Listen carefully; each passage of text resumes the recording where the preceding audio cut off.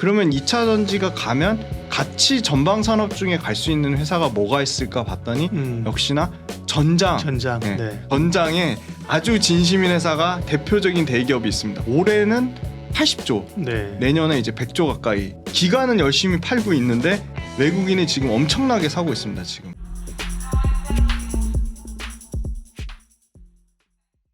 예민수의 경제 토크 훈훈한 주식 김지훈 대표님과 투자 아이디어를 찾겠습니다. 2차 전지는 뭐 쫙 스토리를 그죠? 네, 쫙 우리가 한번 들었고 그죠? 네네. 그 부분 좀 돌려보시면 큰 도움이 될 것 같고. 네네. 근데 2차 전지만 있냐 주식이? 네, 그죠? 다른 맞습니다. 주식도 있긴 하잖아요, 그죠? 네네네. 그리고 그래서 어떤 그런 기업들을 좀 눈여겨보면 좋을까요?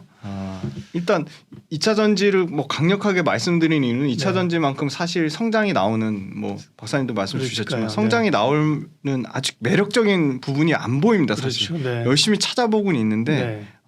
성장이 나오는 걸로 끝나는 게 아니고요. 성장이랑 숫자가 찍혀야 됩니다. 숫자라 하면 매출과 이익이 성장이 뒷받침이 돼야 되는데 네.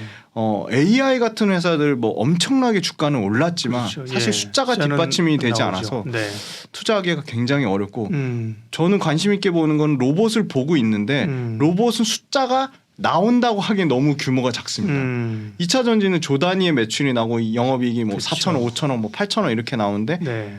로봇 관련된 회사는 매출 1,000억이 안 되고요. 이익단에서도 뭐 한 자릿수 이러니까 사실 뭐 대부분 적자 회사가 대부분이 그래서 좀 어려운데 그러면 2차 전지가 가면 같이 전방 산업 중에 갈 수 있는 회사가 뭐가 있을까 봤더니 역시나 전장. 예. 네. 자동차에 들어가는 전기 장치가 전장인데요. 전장은 굉장히 시장이 커질 수밖에 없다. 그렇죠. 예, 그렇게 보는데 전기차가 크니까 그죠. 전기차에 네, 뭐 아무것도 없이 배터리만 장착하면 가느냐, 그죠? 그건 아니잖아요, 그죠? 맞습니다. 네. 당연히 전기 장치가 들어가야 됩니다. 그러니까요. 배터리만 네. 달고 갈 수는 없으니까요. 네. 배터리만 달고 끌어야지, 끌어가야 돼. 그렇죠. 네. 감사합니다. 아무튼 네. 그래서 이 전장이 시장이 커질 거라고 보는데 전장에 제가 배터리에 진심이듯이 전장에 아주 진심인 회사가 대표적인 대기업이 있습니다. 바로 네. LG전자인데. LG전자. 네. 예. LG전자는 가전 사업만 생각하시는데요. 전장의 비중이 엄청나게 커지고 있습니다. 그러니까 일단 전장을 말씀드리면 이 수주, 그러니까 소위 말하는 2021년 작년부터 수주가 약 60조 가까이 늘어났고요. 올해는 80조, 네. 내년에 이제 100조 가까이 예상을 하고 있거든요. 그게 이유가 사실 그 적자, 그러니까 LG전자가 전장 사업부가 적자가 되면서 다른 뭐 여러 가지 마그나랑도 합병을 하고 그런 소위 말하는 구조적으로 약간 그 암흑기가 있었습니다. 그게 지금 이제 생각보다 빠르게 흑자 전환하면서 LG전자 사업부 내에서도 가전이나 TV 사업부 못지않게 커지고 있다는 게 그게 좀 포인트가 되겠고요. LG화학이 2차 전지를 품고 있다가 맨날 양치기 소년하면서 네. 이번에 흑자나 아니잖아, 네네. 이번에 흑자나 또 아니잖아. 그랬던 것처럼 그죠? 네. LG전자의 전장 산업이 그런 약간 데자뷰를 좀 주는 거죠, 그죠? 맞습니다. 네네. 네. 그래서 지금 LG전자가 이 시대가 지금 소위 말하는 바퀴 달린 스마트폰 시대 SDB라고 하는데요. 뭐 네. 소프트웨어 디파인드 비클 시대. 이 바퀴 달린 스마트폰 시대에 그럼 뭐가 필요하냐?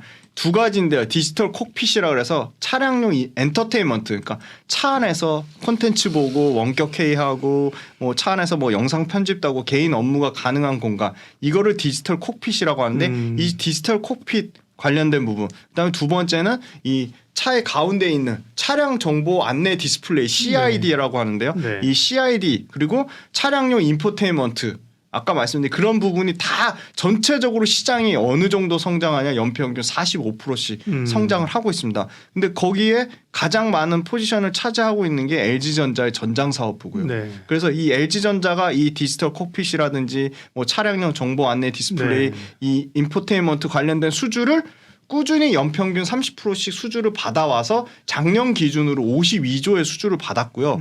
올해 같은 경우도 약 40% 정도 성장을 예상해서 약 한 75조 가까이 수주가 이 인포테인먼트에서 나올 거라고 보고 있거든요. 그래서 매출과 수주가 모두 좋은 상황인데 결국은 이익을 못 내서 적자였는데 생각보다 올해 흑자 전환할 거로 예상했는데 전장사업부 작년에 흑자 전환을 이미 생각보다 빠르게 해서 약 2.8%의 영업이익률을 냈거든요. 네. 그래서 전장이 지금 구조적으로 좋아지고 있다. 근데 그럼 전장으로 끝나는 건 아니고 전장 외에 기존의 TV랑 그 가전사업부가 잘 돼야 되는데 TV나 가전사업부도 당연히 이 소위 말하는 개인 소비자의 비중이 높았다가요. TV나 이 가전사업부에서 B2B 그러니까 B2B 그러니까 기업을 대상으로 하는 매출 포지션이 늘어나고 있어요. 아 그래요? 그게 네. 되게 재밌더라고요. 네. 그래서 보통은 그 사업 자체는 이제 B2C 영역으로 보이는데. 네 맞습니다. 그러니까요. 그러니까 B2C의 영역은 그대로 유지한 네, 채 네. B2B의 영역을 확대를 하고 있는 거죠. 그래서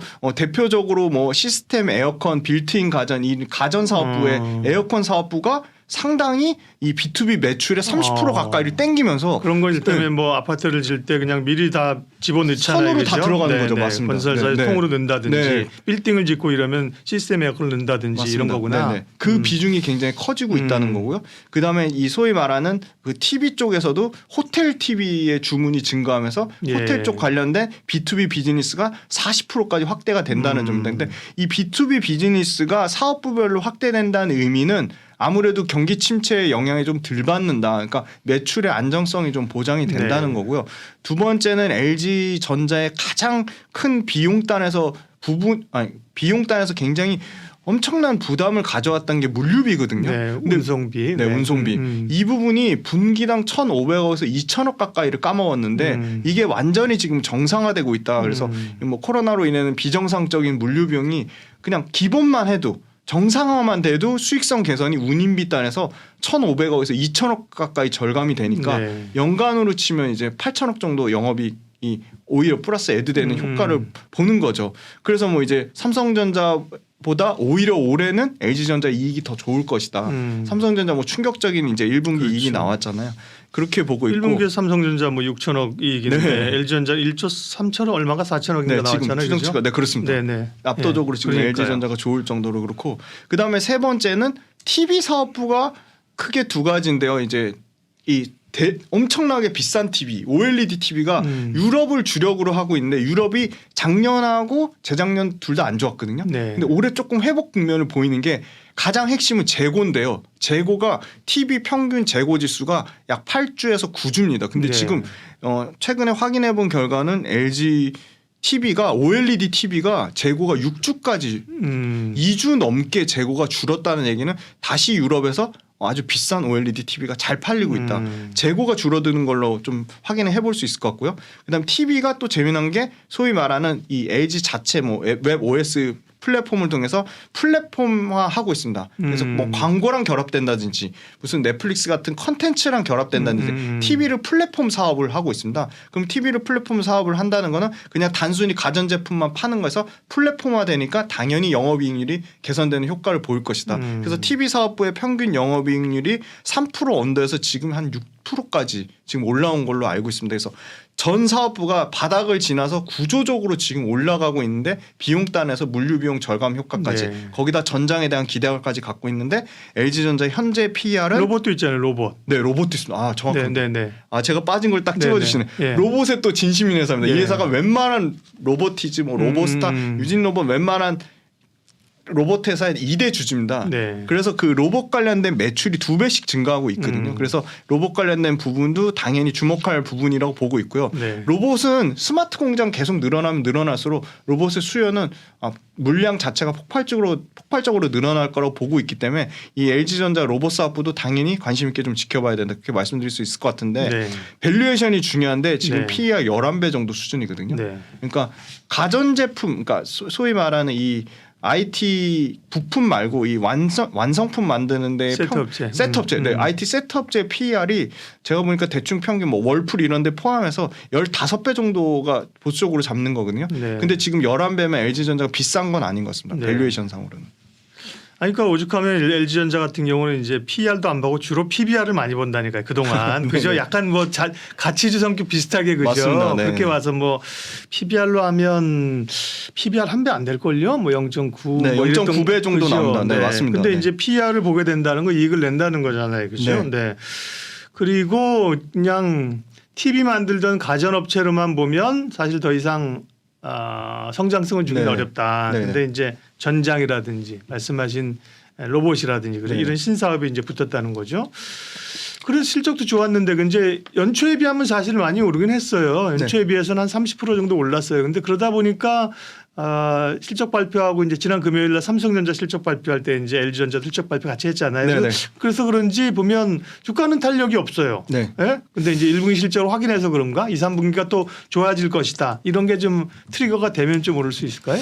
그 이유는 역시나 수급에 예. 지금 전혀 LG전자가 2차 전지 업종에 가려가지고 사실 수급을 못 받는 것 같고 삼성전자 실적 나쁜 거랑 어떻게 보면 같이 도매급으로 좀 취급을 받는 건 있지만 그 와중에 기관은 열심히 팔고 있는데 외국인이 지금 엄청나게 사고 있습니다. 지금. 네. 네, 외국인은 계속 지금 이 빨간 게 많이 보이시죠? 예. 추세적으로 계속 사고 있고 지분율을 계속 늘리고 있다는 게 포인트가 되겠습니다. 네.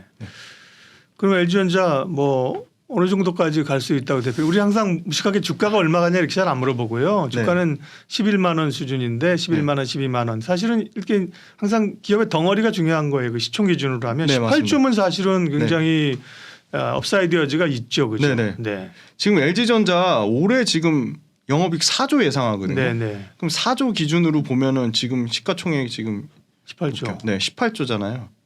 네. 그러니까 사실 뭐 증권사 목표가 평균은 한 14만 원 정도 되는데 네네.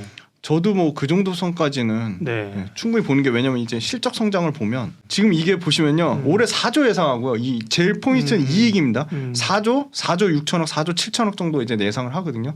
그러면 그게 PER이 8배까지 떨어지는 거니까 네. 밸류에이션을 준다고 치면은 지금 18조에서 저는 그래도 아주 보수적으로 잡으면 25조 정도는 봐야 되지 않을까. 네. 이익 기준. 그러니까 내년에 만약 네, 이익을 네. 땡겨온다고 가정하면. 네.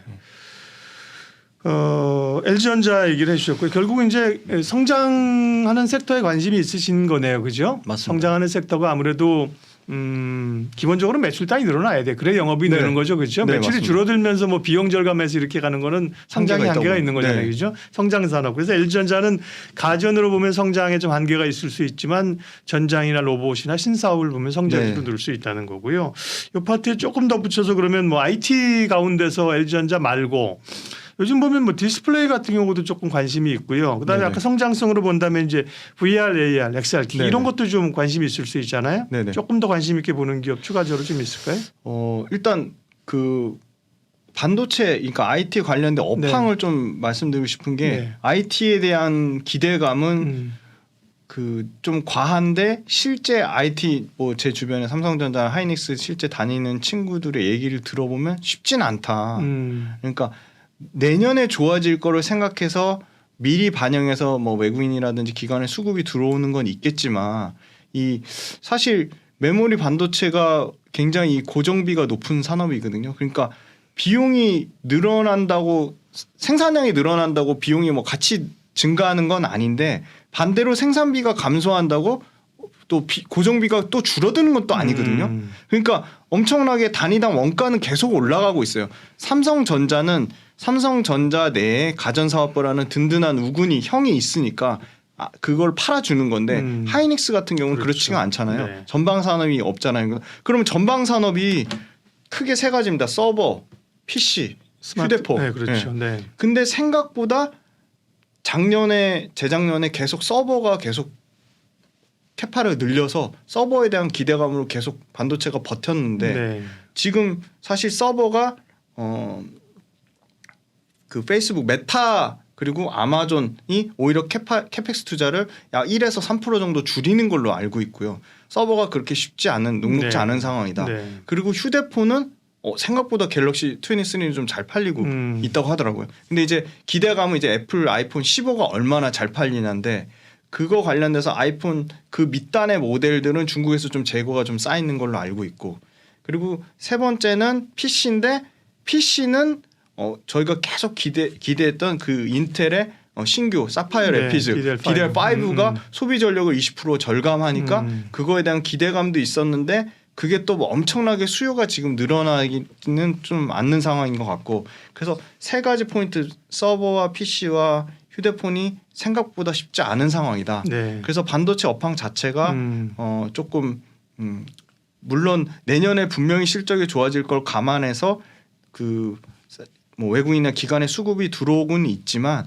그거를 저희 같은 뭐 개인 투자자 입장에서는 실제 메모리 반도체 가격이 올랐다, 뭐 하이닉스가 흑자 전환했다, 그걸 오히려 확인하고 사는 게 저는 네. 낫다고 보고 있고요. 예. 말씀 주신 대로 그 안에서 개별 종목이나 개별 장비나 소재 단에서 뭐 차별화된 모멘텀을 갖고 있는 회사들이 있어요. 뭐 예를 들어 뭐 파크 시스템즈라는 회사는 기존에 이제 브루커라는 그 미국 회사의 사업부를 떼어서 브루커가 갖고 있던 이 원자 현미경을 완전히 이제 국내에서 시장 점유율 25%를 차지할 정도로 점유율을 계속 키워가고 있고, 두 번째는 결국은 다 반도체도 미세화하니까 이 온통 이 불량률 잡는 거, 생산 수율 향상에 초점이 맞춰져 있으니까 이거를 하려면 기존의 현미경보다 원자 현미경을 구조적으로 많이 쓸 수밖에 없는 부분이고, 이 파크 시스템즈의 장점은 연구용으로 나가는 매출 비중이 40%나 차지하고 있기 때문에 반도체 캐펙스를 늘리든 말든 40%에 대한 매출의 안정성이 보장이 되는 거죠.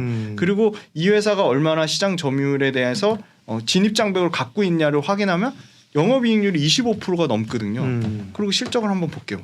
시총이 많이 올라왔습니다. 이 회사도 네. 뭐 1조 가까이 되는 회사인데, 보시면 실적 성장을 보시면요, 그 와중에 틈새 시장을 노리면서 구조적으로 지금 실적이 성장하고 있습니다. 지금 매출이 올해 같은 경우도 한 30% 가까이 증가되고 영업이익도 한 30% 정도 증가가 되고요. 그리고 지금 내년에도 역시나 25% 정도 매출 성장이 나오고 이익에서도 25% 성장이 나올 거라 보고 있어서, 사실 틈새 시장을 노리는 회사들, 그리고 또 관심 있게 보는 회사가 EUV 관련된 이 EUV에 들어가는 소재를 만드는 회사 SNS텍이라는 회사가 있거든요. 네. SNS텍 회사도 국산화에 대한 계속 니즈는 굉장히 커지고 있거든요. 이게 기존에 일본에서 하는 거를 다 지금 이미 지금 양산 거의 단계에 지금 이른 걸로 알고 있거든요. 그래서 이 회사 같은 경우도 기본적으로 반도체 업황은 사실 그렇게 좋은 상황은 아니지만 매출과 이 20% 정도 성장하는 걸로 알고 있고, EUV 펠리클 관련돼서 국산화 수요에 관련돼서 물량이 폭발적으로 좀 늘어날 거라고 보고 있습니다. 그래서 사실 그 뭐 장비 단에서 틈새 시장을 노리는 장비 회사들, 소재 단에서 뭐 틈새 시장을 노리는 회사들, 기술적인 이유를 써야 되는 회사들, 그런 회사들을 좀 관심 있게 지켜보자고 말씀드리겠습니다. 네, 전장 사업이 주목되는 LG전자하고요. 또 반도체 IT 얘기하시면서 소부장 쪽에서 파크 시스템즈, 그다음에 SNS텍 두 기업, 좋은 기업을 또 소개를 해주셨습니다. 네. 김지훈 대표님 함께해 주셨어요. 고맙습니다. 네, 감사합니다.